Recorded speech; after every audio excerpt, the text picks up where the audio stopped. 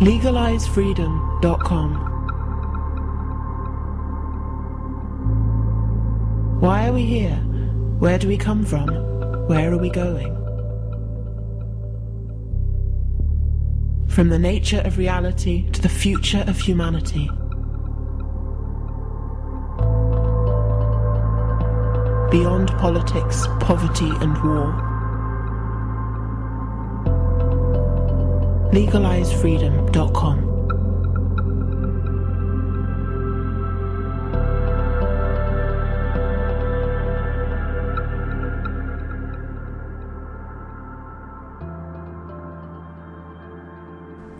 Greetings and welcome once again to LegalizeFreedom.com. I'm your host Greg Moffat, and my guest today is Dr. Joseph Tainter of Utah State University. Joseph is perhaps best known as the author of The Collapse of Complex Societies, and amongst various other publications he also co-authored Drilling Down, The Gulf Oil Debacle and Our Energy Dilemma, which came out in 2011. Our discussion today will focus on areas covered by both books, specifically the energy that industrial society depends on for its survival and continued growth, and what happens when the supply of this energy begins to decline on the road to running out. For more than a century, oil has been the engine of growth for a society that delivers an unprecedented standard of living to many. We now take for granted that economic growth is good, necessary, and even inevitable, but also feel a sense of unease about the simultaneous growth of complexity in the processes and institutions that generate and manage that growth. As societies grow more complex through the bounty of cheap energy, they also confront problems that seem to increase in number and severity. In this era of fossil fuels, cheap energy and increasing complexity have been in a mutually reinforcing spiral. The more energy we have and the more problems our societies confront, the more we grow complex and require still more energy.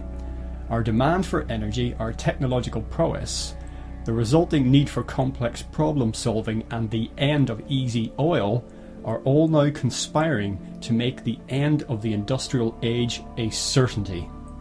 The music's still playing, ladies and gentlemen, but the party is over. Well, hello and welcome, Joseph Tainter, and thank you very much for joining us today on LegalizeFreedom.com. Well, thank you. It's a pleasure to be with you. Now, we're here today to discuss, in the first instance, your book which you co-authored, Drilling Down, The Gulf Oil Debacle and Our Energy Dilemma, and also somewhat overlapping with that, a much earlier work of your own, The Collapse of Complex Societies. And the issues we're going to discuss predominantly concern the energy upon which modern industrial society depends, and the major changes in the availability of that energy which have already begun and which in future will have drastic repercussions for our way of life and basically the entire world as we know it. Now, in Drilling Down, the headline issue was the Deepwater Horizon disaster of April 2010, but you contend that this is essentially a symptom of our energy dilemma, and beyond the aftermath of that and all the usual platitudes trotted out in response at the time, you're contending that there are much deeper lessons to be learned here and much deeper questions posed about our energy future. Indeed, that's true, and it is not simply an energy dilemma. It's a dilemma about the nature of our society and about our way of life. I began my career as an archaeologist and wrote the book in the 1980s, The Collapse of Complex Societies, which you mentioned. And as I was writing that book, I realized that what I was learning was not just about ancient societies, but it had a great deal to do with us and with our future. And so when I began the Gulf Oil book, the Drilling Down book, I realized that much of what I had learned studying ancient societies, and particularly how ancient societies would grow complex and what it cost to be complex, that this had implications for understanding why we're looking for oil in places that I refer to as deep, dark, cold, remote, and dangerous, and the costs of doing this and the consequences of doing this. And basically, as societies become more complex, they require energy. It takes energy to be a complex system. If you think of, for example, animal species, insects, bacteria. A deer or a whale obviously has a much higher metabolic requirement than an amoeba or a bacterium. To be more complex takes energy, and the same is true of human societies. It takes energy to be complex, to support the kind of society that we are, and it's not just an overall greater amount of energy, but it's more energy per capita. So that the only way we can support the complexity that we have in our society today is through highly concentrated fossil fuels, basically fuels that derive from past geological processes.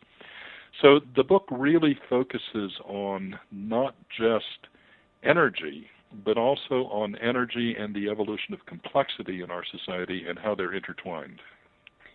Yeah, now one of the sort of buzzwords in there, the key issues is that of peak oil, which many listeners are probably familiar with, and also energy return on energy invested, basically net energy in any equation. And these are things that people sometimes, laymen, don't take into account, but they're very, very important in this area. They are indeed, and in discussions of future energy, peak oil and energy return on investment, which those of us who work in this area refer to as EROI, as an acronym, these are the fundamental issues. The important issue is not how much oil is still left in the ground. There's really an enormous amount of it left. The problem is that the remaining oil, as I say, or the remaining oil that we're not yet using, as I say, is in places that are deep, dark, cold, remote, and dangerous. And it's very expensive to get at them. It takes energy to get energy, so that to get at oil in these inaccessible places that are very difficult, in which it's difficult to work, it takes energy in itself. And so what we find in, for example, the United States is that in 1940 we could produce oil at a net profit of about 100 to 1, which is to say that for every barrel of oil that we would spend searching for and producing oil, we'd get 100 barrels back. The ratio now is down to about 10 to 1, 12 to 1. Some people compute about 15 to 1. It's about 18 to 1 worldwide and about 25 to 1 in the Persian Gulf. So you can see the trend is that we're having to spend more and more energy in order to get the energy that we need on a daily basis. This trend is irreversible, and it's going to have enormous consequences in the future. Now, as far as peak oil is concerned, peak oil is the idea that at some point we will have reached the maximum production of petroleum, that we will reach the point where we simply can't produce any more, and that production will thereafter perhaps level off for a while and then start to decline. The problem with peak oil, the challenge with it, is that you can only see it in hindsight. You can only see looking back that, yes, well, in that year we hit peak oil. We haven't been able to increase oil production since year X. Some people think we've already hit peak oil. I'm not fully convinced of that, but it's important to notice that worldwide oil production has not increased since 2005. And so some people think that, in fact, we reached peak oil in 2005. It's going to take a few more years before we know that. There are, of course, very large discoveries being made, deep sea discovery off the coast of Brazil, for example, and new technologies are being developed. Hydraulic fracturing, called fracking, to produce oil from shale primarily now in South Dakota, for example, and also in other locations. So it's not clear. It's not clear to me whether we've hit peak oil, but certainly the other factor, declining EROI, that's affecting us directly, and you can see that in the fact that the Macondo well out in the Gulf of Mexico, the well that blew out, was situated under a full mile of seawater, and from there then they had to drill down through several thousand feet of rock. It's looking for oil in these kinds of places, in these kinds of unconventional places, that drives up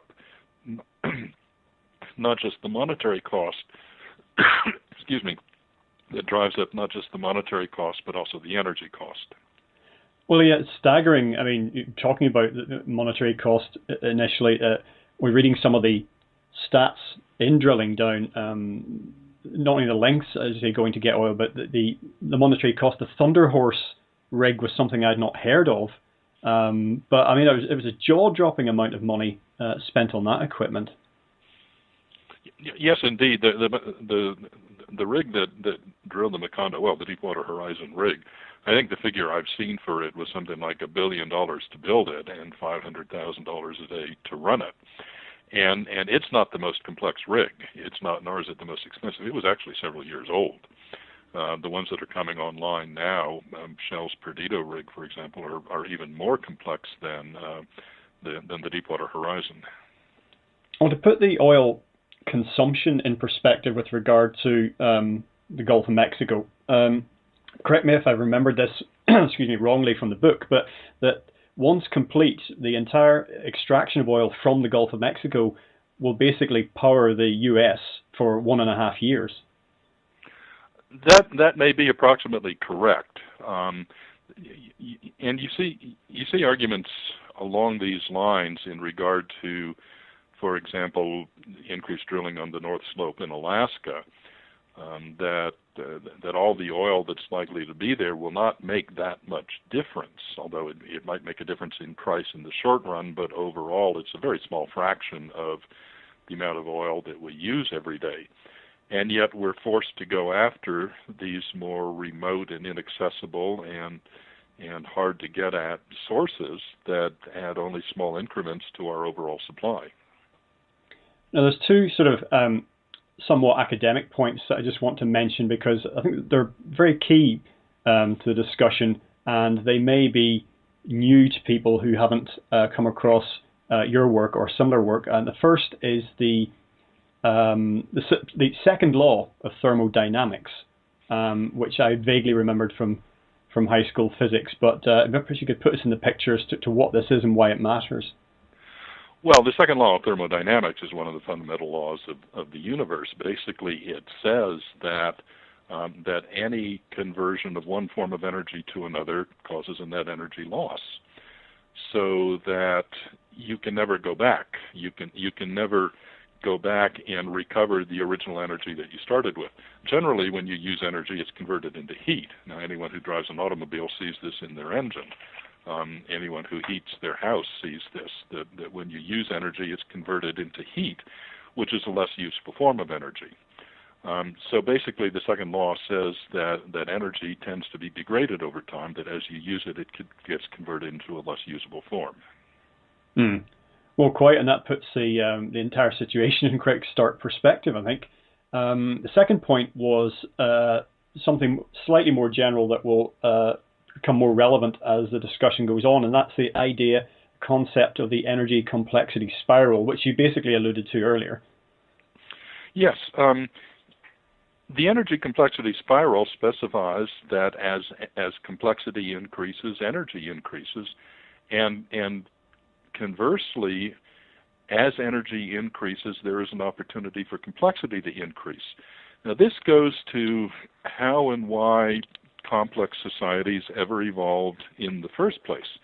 It's often thought that complex societies, what we call civilization, emerged merely as a process of people inventing things. The problem with that is that complexity always has a cost. And in past human history, the higher cost of complexity usually meant that people had to work harder. Today we have fossil fuels to do the work for us, but in the past, people had to work harder. So generally speaking, energy has usually been in short supply in human history. We've had to increase in complexity generally to solve problems and then find the energy, produce the energy to pay for it. There's only been a few occasions in human history when we've had surpluses of energy, and we're living through one of those now. Right now we have energy that is, comparatively speaking, abundant and still inexpensive, and that allows complexity to grow. But it allows complexity to grow only for a time, because the growing complexity requires still more energy. So this is why I refer to it as an energy complexity spiral. The two are interlinked. As one goes up, the other goes up. As one goes down, the other goes down. And so basically it's impossible to conceive of a point, to know when that point would be, or to stop the development at a certain point that seems, if not optimum, then at least in the best balance can be achieved. That just can't be done. No, I would say it can't be done. As you know, there are many people who think that the solution to our problems is to live a simpler life, a life of less complexity and less energy consumption. The problem with this is that complexity in most human activities doesn't just grow whimsically, or it doesn't just grow simply because we want to consume things. Complexity grows to solve problems. You can think of this very clearly in technology, for example. If you have a problem to solve, very often the solution is increasing the complexity of the technology. But you can see it in other spheres of activity as well. There are a couple of examples I'd like to use to illustrate this. Are first of all how we responded to the terrorist attacks of September 11th, 2001. Well, in the United States at least, we responded by creating new government bureaus, new government agencies, consolidating others, reorganizing others, and at the same time trying to gain more and more control over behavior that's considered to be threatening. So that we increased in complexity, we developed a system that has more parts and more behavioral control, and that's the essence of complexity, is more parts and more behavioral control, and we developed this in response to the problem of terrorism. It's an excellent example of how complexity increases to solve problems. And of course, as we know, this has proven very expensive. We pay for it through our taxes, and we pay for it in terms of things like time we spend standing in line every time we go to the airport. The second example I'd like to give is how we've responded to the problems of pollution and fuel availability in transportation, and apparently we now think that the solution is to develop automobiles that have two engines, where previously one was plenty. An automobile with two engines is more complex than an automobile with one. It's differentiated in its structure, which is to say it has more different kinds of parts, and it has software and electronic controls to make the two parts work together. So an automobile with two engines, a hybrid automobile as they're called, is clearly a more complex machine than what we've conventionally been used to. And again, it's an example of how we increase complexity, in this case in the technological realm, to solve problems. So in human history, we have tended to grow more complex precisely in this way, precisely by solving problems. And so a lot of possibly, policymakers are probably guilty of this, but looking at the situation and saying, okay, we need to do something about our energy use, are perhaps failing to take into account the issue of complexity, because just because you say, oh, well, the city buses now, don't run on, petroleum anymore, they run on something else, avgas, or they run on ethanol, or whatever it happens to be, or the system is now solar, it's wind powered. That doesn't mean that overall that the energy use is going to be cut, because these systems may be much more complex. And also, of course, we're dealing with a network here, a human, social and technical network, where energy reduction in one area may result in increased energy use elsewhere. And all of what you say is correct, that we're in a situation where voluntarily reducing our energy consumption overall as a society would be very difficult. Some individuals may be able to do it, and families may be able to do it. People can always choose to take public transportation rather than drive their personal car. But overall, as a society, decreasing our energy consumption would be extremely difficult, particularly when you consider that there are, of course, going to be problems in the future that will require us to grow still more in complexity and to consume more energy. Yeah, put like this, it seems completely intractable. I suppose we'll as we go forward discussing this, we'll look at some of where this might be leading. But on a technical point again, and also there's a human element in this as well, that with bigger and more complex systems, simple failures, or what on the face of it seem to be simple failures, can have devastating effects. and as indeed was seen actually with the Deepwater Horizon incident. Oh, that's indeed the case. And as the system grows more complex, it becomes harder and harder for humans to understand what's happening when there's an emergency. Just yesterday, we witnessed this landing of this new exploration craft on Mars, and I am, quite frankly, still amazed that it worked. It was such a complex contraption. But very often, complex machinery fails, and it fails in ways that are unpredictable. There was a book written about this a number of years ago called Normal Accidents, in which the author argued that failure of complex systems is fairly normal and predictable, and that when it happens, it's very often to pinpoint what caused it, and it's hard at the time to understand what's happening. For example, on the Deepwater Horizon, there are certain safety systems that required flipping something like 30 switches, and this is not something that people are going to do when they're in fear of their lives, when they're in a panic. This is simply impossible. It's too complex for people to handle in an emergency. And you can see this in many activities. The Air France plane that went down in the Atlantic 3 or 4 years ago, I think it was, on a flight from Brazil to Paris. Now that we understand what actually happened, it's very clear that there were complex things happening that the pilots had trouble understanding, that they had trouble coping with, and they were not, in fact, able to diagnose what the problem was. And it was a failure of a simple part, something called a pitot tube, which resides on the outside of the plane and measures airspeed. And when that failed, it set off a cascade of other failures that ultimately caused the plane to fall into the ocean, and the pilots were not able to understand where the source of the problem was. Well, yeah, I mean, on a personal level, I'm sure we can all relate to having had some gadget or piece of machinery, a washing machine or a car, that's completely ceased to operate. And when the repairman's come out, he's picked up some little thing the size of a nickel and said, "Oh, it's just this." But, precisely, yes. Not particularly complex pieces of machinery in the grand scheme of things, but from the point of view of sort of the mass populace, as it were, most people don't know. I mean, if those pilots couldn't fully comprehend the workings of an airplane, and who would expect them to know every technical detail of the plane? You take that down to the general population. Most people don't know how anything works. They don't know how it gets made, how it operates, how to repair it. I mean, same if we're talking about some apocalyptic dystopian future where our society unravels, we only have to think about the realms of sci-fi, where you have future populations using devices from the 20th century, not for their intended use at all, but mainly because they don't know what they're for. Yes, indeed, and this, of course, is why we have specialists who do repairs.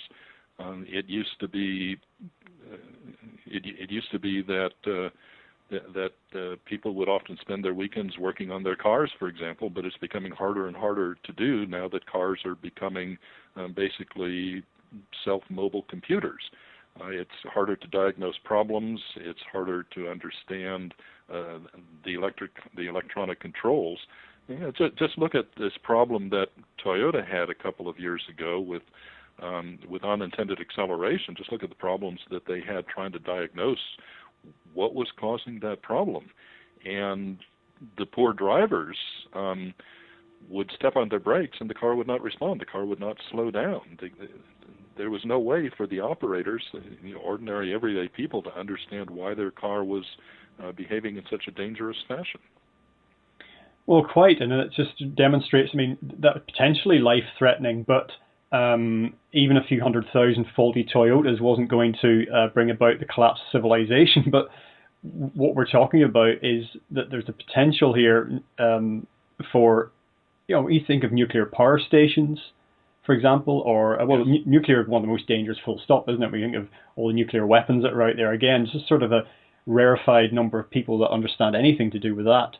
And, the potential for problems is enormous. And as you say, as things increase in complexity, so it's going to be harder for even dedicated individuals to master the entirety of any one system. That's true. And complex systems are often what we call brittle, which means that basically that they break easily. An example of the danger that we face today, a couple of examples I can think of. One is the possibility of a solar flare of such magnitude that it basically knocks out all of the electronics across part of the Earth. And if this were to happen, it would probably cause civilization to collapse, because it would take decades to rebuild that infrastructure, and there probably would not be the technological capacity to rebuild it in any sort of quick period of time. In the book, in the section, the energy that runs the world, which incidentally, when I first read it, I read it as energy that ruins the world. Of course, we get into the territory that we're seeing an increasing competition now for resources of all sorts, oil specifically, but all sorts of natural resources, whether they be, land, water, from land and water comes food, all sorts of things that are mined out of the ground that are quite abstruse and arcane to most people, but actually they can be very important parts of manufacturing. For example, if we think of silver's role in electronics, we think of rare earth minerals in all sorts of things. But again, areas that people don't know about. But behind the scenes, and sometimes when it comes to oil, certainly right in front of us, we're seeing competition now for resources that's actually increasingly turning into conflict. And this is not about to recede anytime soon. As competition for resources hots up, we're going to see more conflict. And they can call it spreading democracy if they want, but we can all see what it actually is. Yes, and that's very true. And certainly we would not be as concerned about the Middle East, as I've heard it put, if it was the world capital of bananas. We're concerned about the Middle East, no matter what the politicians may say. We're concerned about the Middle East because of access to oil. And certainly oil plays a major role in politics in many areas, Venezuela, for example, and competition for oil could potentially result in increasing conflict in the years ahead. Right now, there's concern, for example, about whether the United States should be engaging in energy deals with China. A few years ago, one of China's oil companies tried to buy one of the smaller American companies, Unocal, and the U.S. Congress reacted rather vehemently against it, even though Unocal's oil reserves were actually quite small. But the Chinese company had made the highest bid for it, and there was simply fear of American oil reserves coming into the control of China. But now, what's happening as the cost of exploration and production has increased, American companies are actually engaging in joint ventures with China, and the reason is that the capital costs of exploration have simply become so high that we're having to look for outside funding. So, for example, China is collaborating with American companies in hydraulic fracturing for natural gas, fracking, as I said, as it's called. And recently, just within the last few days, there was an announcement that they're going to be collaborating with Canadian companies in the production of oil from tar sands. So there are actually two processes at work, I would say. There is increasing competition for resources, for energy, but at the same time, there's a need for increasing collaboration in searching for energy because the costs of doing so are growing so high. Well, I suppose collaboration occurs when the person sitting across the negotiating table from you, has a gun as well, so to speak, and yes. The conflict occurs when you've got an opportunity to perhaps annex or seize something, at minimal cost to yourself from. And, typical example being, as we've talked about, areas of the world that aren't as well developed, aren't as well defended, but they've got energy reserves of one form or another. Now, in the book, there's a rather telling chart, a graph, which basically showing where America gets its energy, and in terms of how many days per year. And the biggest one, for example, is coal, providing 200 days per year of energy, and it declines from there on. We've got natural gas and other very significant, nuclear very significant, hydroelectric somewhat less, but still significant. And then at the top of this chart, there's almost another sub-chart, and the lines there are so small their share of the overall pie, so to speak, are so small you've had to continue this on to the next page.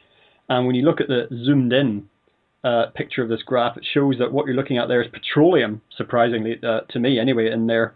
Then you've got wood and other biomass, significant within that little section, but nothing overall. And then you've got wind and geothermal, which, as I say, if you pan back across to the main chart, they're almost not there. Now, I mention all of this because of the great white hope for our energy future, which is renewables, despite evidence to the contrary going forward. And that basically, even with, you mentioned an interesting stat in there about solar power use, or the amount of power it's generating doubling each year in the US, but put in the context of your graph, it's going to have to double for a long time to come before it makes any significant impact. And the same can be said for a lot of the renewable sector. That's true. If we were to have to rely on renewables in the future, it would take decades simply to construct the infrastructure, the wind generators and so forth. Solar panels and so forth. It would take an enormous capital investment and several decades to produce these. At the same time, renewable energy sources have some fundamental problems that are going to constrain their utility. One is that they tend to have a lower energy density than petroleum. One of the most marvelous things about fossil fuels is that they have very high energy density, which is to say, calories per kilogram, for example. Whereas renewable energy sources really don't have a very high energy density. What this means is that to produce the same gross amount of energy from renewable resources as we do from fossil fuels, one would have to use very large areas of land. There's a wonderful book published a couple of years ago by David McKay. It's titled Renewable Energy Without the Hot Air, in which he goes through the calculations that one has to do. And it's a book that's focused primarily on England, although it also discusses the U.S. And one of the things that he demonstrates is that to produce all of England's energy needs from renewable sources would take all of the land area of England and Wales, which is clearly impossible. So that a country such as England, or probably many other countries, simply cannot expect to produce its energy in the future entirely from renewables. No. And even in places that might be able to, it's going to take the conversion of large areas of land, and that will be resisted. That will produce political conflict. Well, although here in the UK, the government cancelled their subsidy for the fitting of solar panels, over the last few years, there's been a great increase. It's still a tiny minority, of course, but there's been a great increase in the number of homes that you see with solar panels fitted to the roof. And sometimes they'll have an array in the garden if the garden's big enough. And we can look at some statistical information and some first-hand accounts where individuals and families can say, we benefited from this in our overall energy situation. We're spending less on energy. It might take them a while to recover the cost of the installation, but it's an individual, very small scale sort of success story. So, but in order to replicate that across the whole country, like, for example, you say, okay, we're going to fit every single home in the UK, however many it is, 20, 30 million, then you start to get into, with this sort of scale, you start to hit some of the problems that you would if you were then, what you're saying, which is, the construction of large-scale facilities to power an entire town, that trying to do it, even if you can make one home energy efficient and energy independent, that you try doing that on a big scale, you just hit the same problems as you would building a huge solar array on the Isle of Wight or something. Oh, certainly it's worthwhile for people to put solar collectors on their home. They may save a few pounds a month, and over the course of several years, perhaps those things will even pay for themselves, although in many cases they may not. But scaling up to something like the energy that you would need to maintain the industrial way of life is simply not realistic. There is a new solar plant in the state of Nevada, which is a very sunny state. It's called Solar One. It covers about, I'm looking in the book here, 1.6 square kilometers of land and provides 15 megawatts of electricity on average. And you really have to go up in the air just to understand how large it is. 1.6 square kilometers of land covered by solar panels is a lot of land. But my colleague Tad Patzek says that if we were to produce enough electricity for current U.S. consumption from such plants, we'd have to build 211,000 of them, more than 200,000 of them. And this is clearly an enormous task. I don't see that it's possible to build 200,000 of these things. It's not clear where all the land would come from, let alone the raw materials. So it's not renewable energy sources in the future.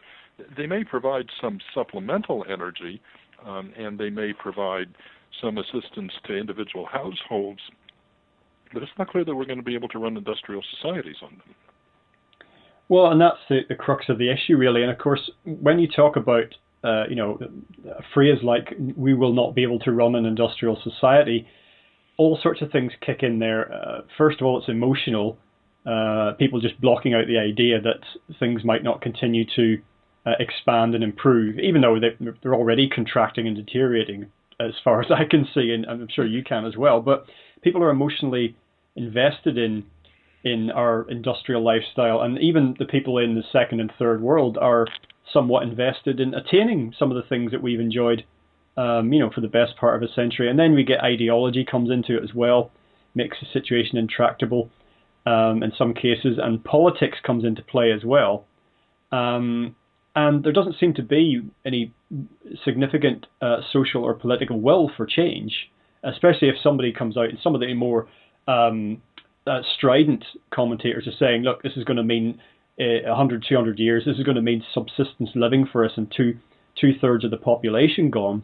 I mean, how do you even begin to, for most people to get their heads around what might be facing us? It's very, very difficult for them to do.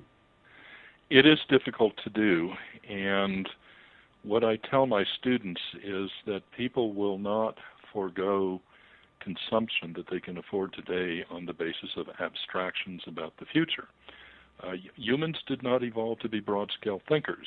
In our evolution as a species, we evolved to think locally and fairly short-term. So thinking of, for example, how people are going to live a century from now does not come normally to most people. There are only a few people who think in such terms.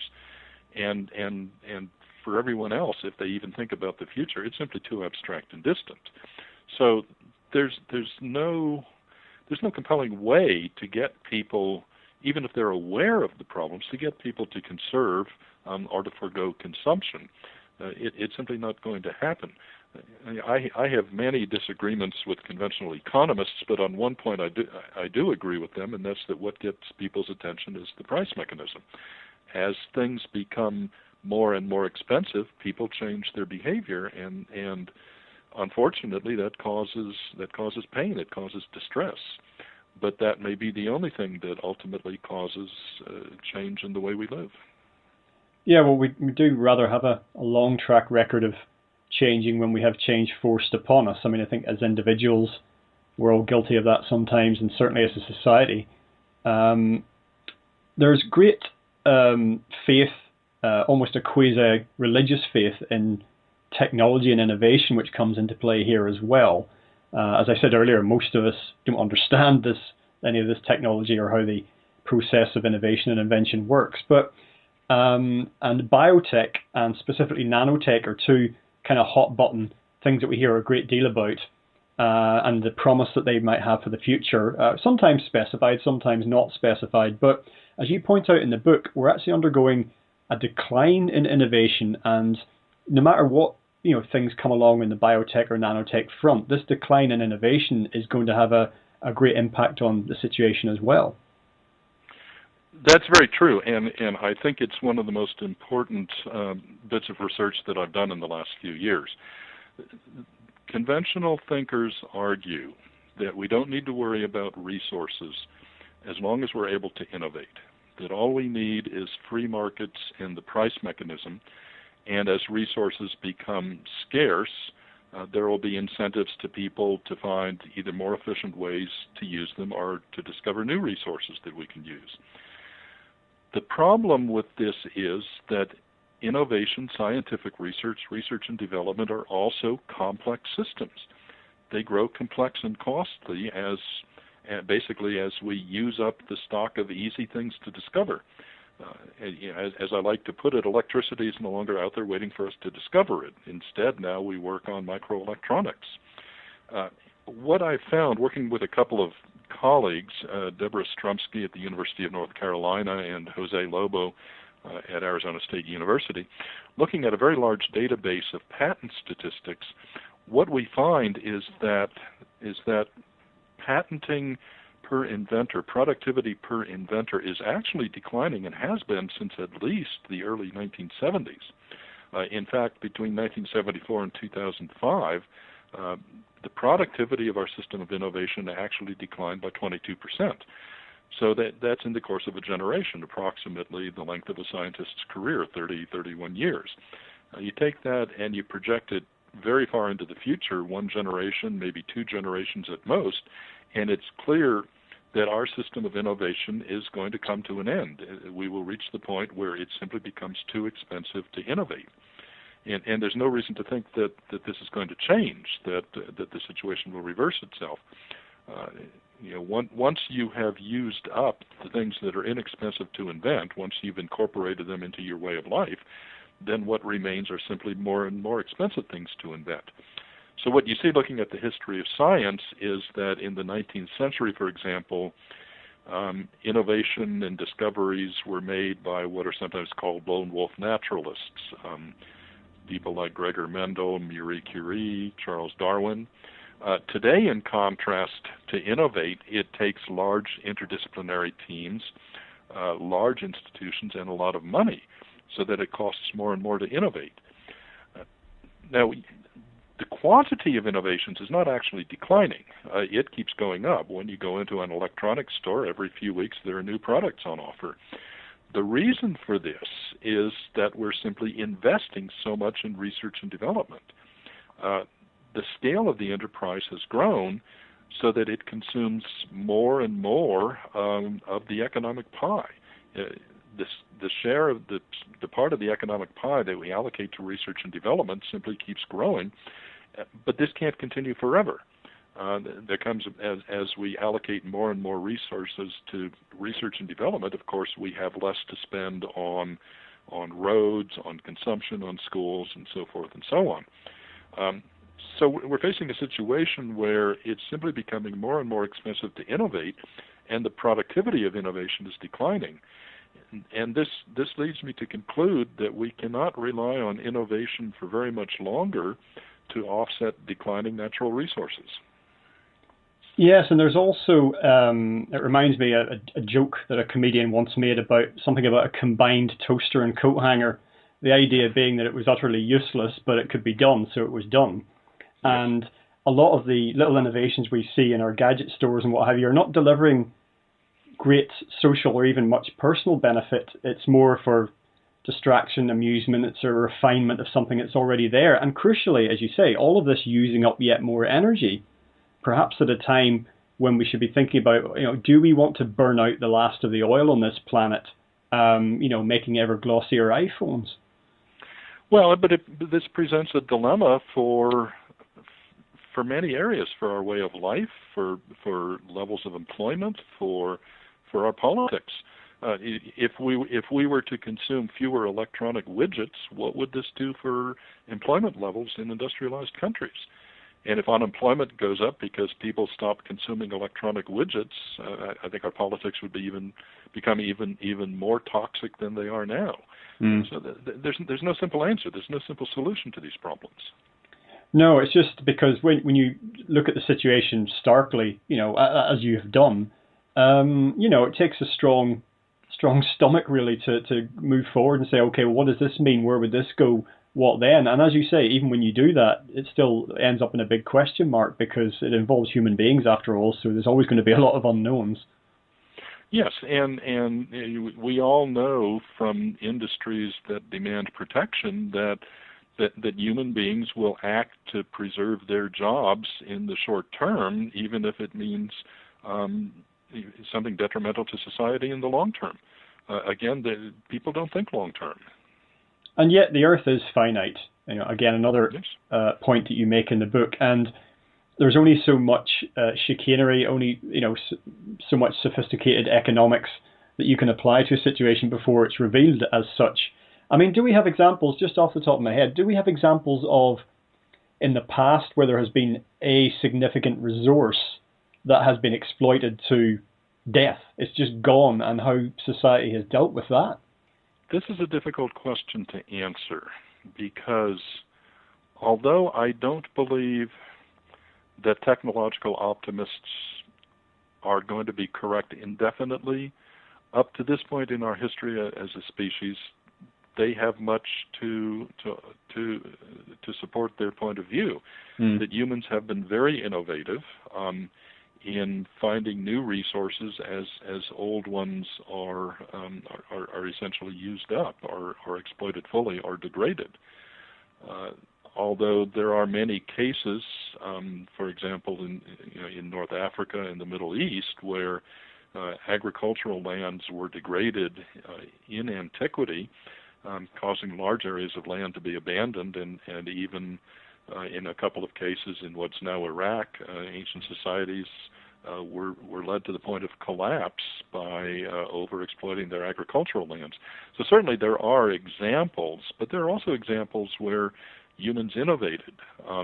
In England, for example, by the 17th century, there were severe shortages of wood, but it was just at about this time that coal started coming into the economy in a major way and really prevented an economic downturn that would have resulted from shortages of wood. My concern is that this leads us to believe that we'll always be able to innovate. This is what the technological optimists believe, that we will always innovate our way out of resource shortages. What I see, though, is that the productivity of innovation is declining, and it's becoming more and more expensive to innovate. And so there's reason to think that we're not going to be able to continue this indefinitely into the future. Now, you're just dipping back into history there. Reminds me that in drilling down, you get into some of the areas that you covered back in the days of the collapse of complex societies, and you give a couple of examples. The Roman Empire, which we can learn quite a lot from, and also the Byzantine Empire, which you contrast with as an example of a society that was able to simplify in order to survive, but that in itself is very rare. That is rare, and the Byzantine case is an interesting example and a very important one. The Byzantine Empire, of course, was the continuation of the Roman Empire in the Eastern Mediterranean. When the Roman Empire collapsed, it was the empire in the West that collapsed, but the empire continued in the East. The great crisis that they faced came in the 7th century when they lost about half their land to the Arabs, and losing half their land, they also lost half their revenue, and suddenly had great difficulty supporting their professional army to keep from losing the rest of it. And their solution was to systematically simplify. They reduced the cost of government, they simplified the government. For a time, they did away with their professional army and settled soldiers on the land as a peasant militia. And you find that for a period of something like 200 years, from maybe 650 to 850 AD or so, coins almost completely disappear from archaeological sites because the monetary economy disappeared, and the monetary economy disappeared because the government was no longer paying a professional army. And it's one of the only examples in history, in fact, it's the only example I can think of, where a large complex society systematically simplified and was able thereby to survive. And the Byzantines did survive. They not only survived, they recovered and actually reconquered some of the lands that they had lost. So it's a hopeful example in some ways. It shows that a society can simplify and reduce its consumption and survive, but it's also not a hopeful example in the sense that they didn't do it voluntarily. The Byzantines were forced into it. They did it because their backs were to the wall. So it's useful because it shows that it can be done, but it also shows that people don't do this voluntarily. Yes, which of course we mentioned earlier. Now, the overall reluctance to address these issues and inability to change direction voluntarily, as you say. This kind of explains what we see in the mainstream media coverage of this, which is from politicians and other activists saying we must do this, we must reduce this, we must cut that, we must institute this, even as energy use overall continues to increase. A good example would be the CO2 issue, global warming. We must cut it. It continues to go up. And back and forth this goes. Now, there's implications in all of this for the green movement and environmental action groups and the much touted sustainable development, because these are somewhat kind of red herrings, really, I think, as you see it in the book. Yes, but I don't want to suggest that we shouldn't try. I do think we need to pursue renewable energy, even though it will not solve all problems. I'd like to tell my students that we're a species that muddles through, and that's all we've ever done is just muddle through. We've never been able to adapt to long-term conditions. We adapt a day at a time to the conditions of the moment. And I teach sustainability here at Utah State University. And what I teach my students is that sustainability is a series of short-term adaptations. You develop solutions to problems, and those solutions work for a while, but probably those solutions create other problems to which you have to adapt. So I think we do need to pursue renewable energy. We also need to continue to use fossil fuels if we don't want to have a drastic collapse. I know there are many problems with fossil fuels. I'm aware of the problems, but I don't think we can simply dramatically stop using them in any rapid fashion. And we have to continue to invest in innovation. Innovation isn't going to go away. It's simply going to become more and more expensive. But we have to take these small steps to the future and then see how the future unfolds. I'm very reluctant to predict the future. I can see the problems that are emerging for the future, but I don't want to predict that we're necessarily going to have a collapse or that we'll fail to find some way to muddle through.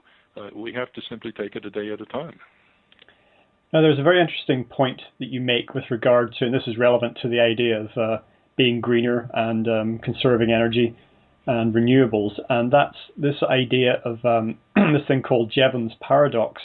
And you mentioned a little point in that context with regard to hybrid vehicles versus SUVs, and you make the point that actually in some circumstances people are better off to have SUVs because the net energy use is less.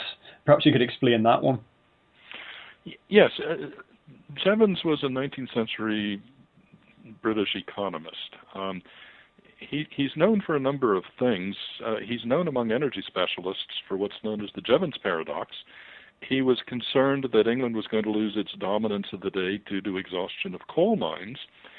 And he pointed out that increasing technological efficiency in the use of coal would not solve that problem. It would actually cause people to use more coal than ever before. And he was correct.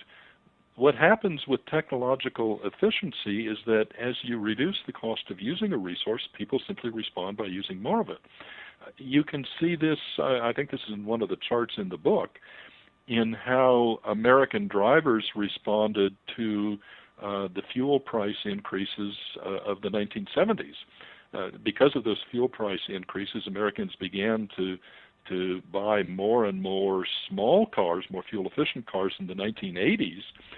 And instead of pocketing the money that they saved, they simply drove more miles. So that as people got more fuel-efficient cars, instead of conserving fuel, they simply drove more. And this is an example of the Jevons paradox, that as you improve the efficiency with using a resource, the price of the resource declines and people simply adapt by using more and more of it. And this rather undercuts the argument that all we need to do for the future is to conserve or to improve technical efficiency, and that if we all simply used less, that we would have fewer problems. If the price of resource consumption comes down, people will simply use more of the resource. And so the only solution is that technical efficiency has to be decoupled from cost savings. That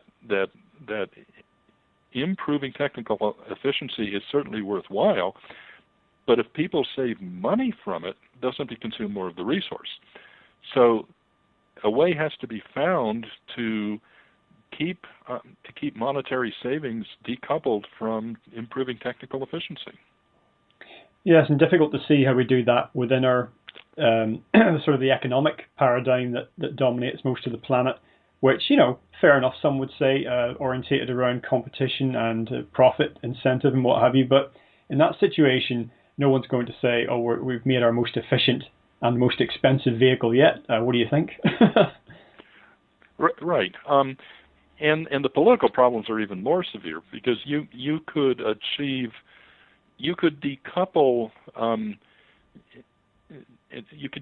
cost savings from energy savings through, for example, taxation. If you increase taxes on fuel use as efficiency increased. But at least in the United States, people wouldn't accept that.